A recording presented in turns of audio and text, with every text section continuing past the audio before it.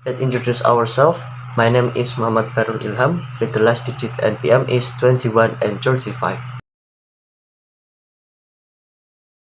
Ladies and gentlemen, we gather here today to discuss a critical proposal that will shape the future of Indonesia's public transport system. The motion now moves states this House would permit the government to entirely own and operate all public transport in Indonesia. Public transport is an essential part of urban infrastructure that increases mobility, economic growth, and social integration. However, the current system faces numerous problems, including inefficiency, congestion, and lack of coverage in its service.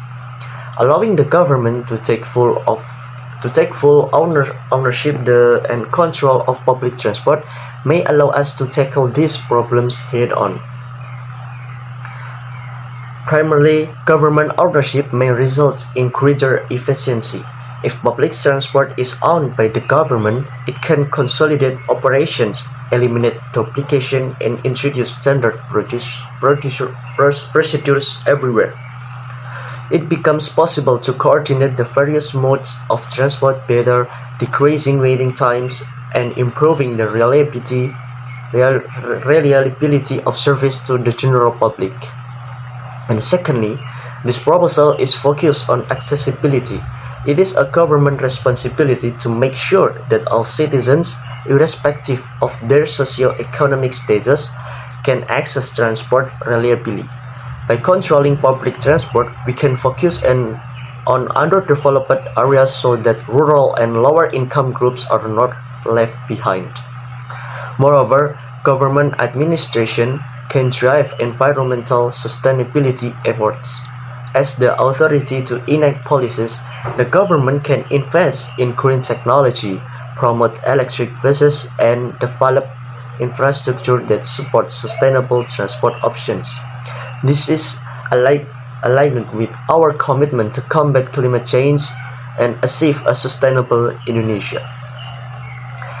Additionally, a government-controlled transportation system can stimulate economic development.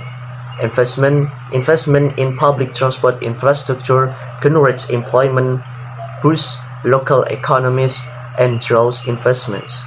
A productive transport system raises productivity, allowing business to thrive and interact more effectively with clients. Concerns related to governmental efficiency and the possibility of bureaucratic obstacles are acknowledged. Nevertheless, through the implementation of adequate oversight, transparency, and accountability frameworks, it is feasible to alleviate these risks. Additionally, it is essential to examine effective models from other nations where state ownership has resulted in substantial enhancement in public transportation infrastructure.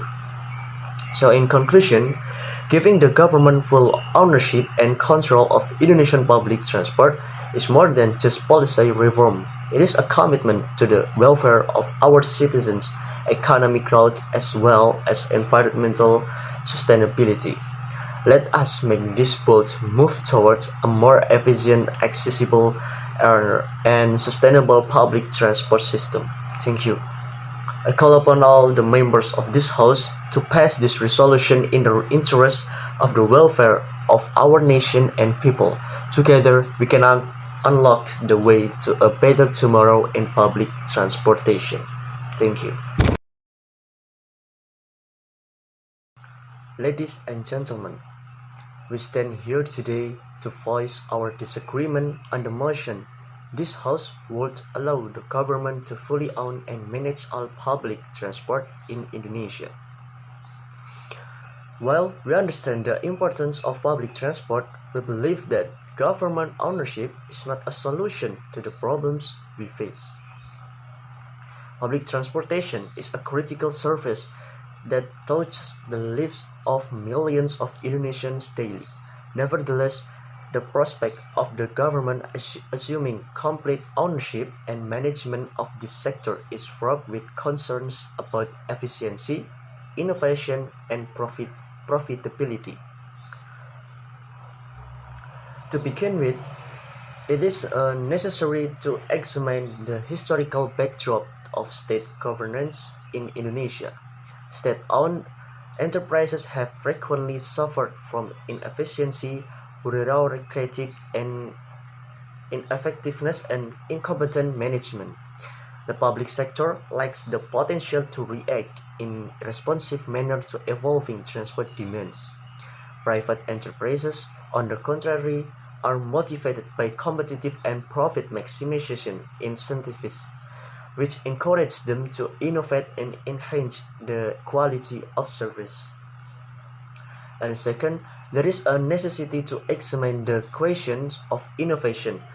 The private sector has repeatedly shown itself capable of adapting and adopting new services and technologies. Private companies, from ride-sharing application to electric buses, are leading the way in transport innovation. By handing over complete control to government, there is a danger of choking this innovation and reducing the option for consumers. Furthermore, government ownership would be an enormous economic burden on the taxpayers. Operating public transport requires massive investment, and the government would need to invest money that could be otherwise used in the education, health, and infrastructure sectors. We must ask ourselves, can we afford to invest these funds in a potentially inefficient public transport system? In addition, the possibility of corruption and wrongdoing involved in government ownership can be ignored. Historical examples bear witness to the reality that the infusion of large economic amounts enhances the possibility of illicit deeds.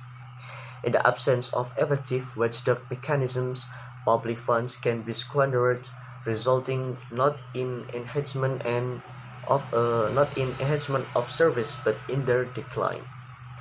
Though the advocates of this resolution will try to argue that state ownership can guarantee balance, access, and sustainability, we hold the view that these are possible through effective regulation and collaboration with the private sector.